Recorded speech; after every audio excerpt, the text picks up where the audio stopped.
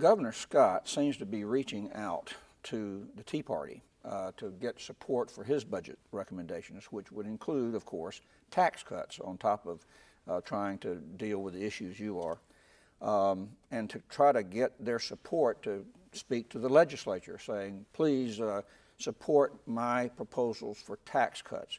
Do you think it's realistic, in light of what you were just talking about, the revenue estimates and so forth, to really think that there could be tax cuts on top of the budget cuts, Mr. Speaker? I'd say this. I said before the governor rolled out his budget proposal, what I said then is still true today, and that is that's going to be very difficult. I also think that nobody is as big a fan of tax cuts and tax reductions as President Herodopoulos and I.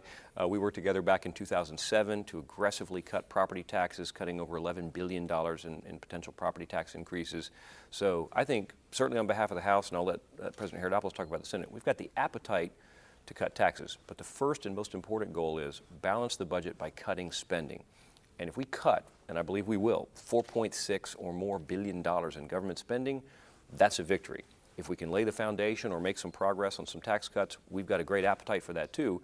But that's really up to the work of Chair Alexander in the Senate and Chair Grimsley, our two appropriations chairmen, to hash out the details of that once we begin the budget process very soon. Last word, Mr. President. I think Dean put it very well. Again, there's always been a spending problem in government. It's why we have a smart cap. We don't want to overspend when times are good, and obviously when times are bad, you got to cut back. This is a common sense approach that we've taken. We're doing what businesses and families are doing right now. We're reducing our spending, and that's what we're going to focus on first and foremost. Once we reach that magic number that the Speaker talked about, then we'll potentially look at tax relief. But first and foremost, we need to lead by example, make the tough calls like businesses and families are making right now.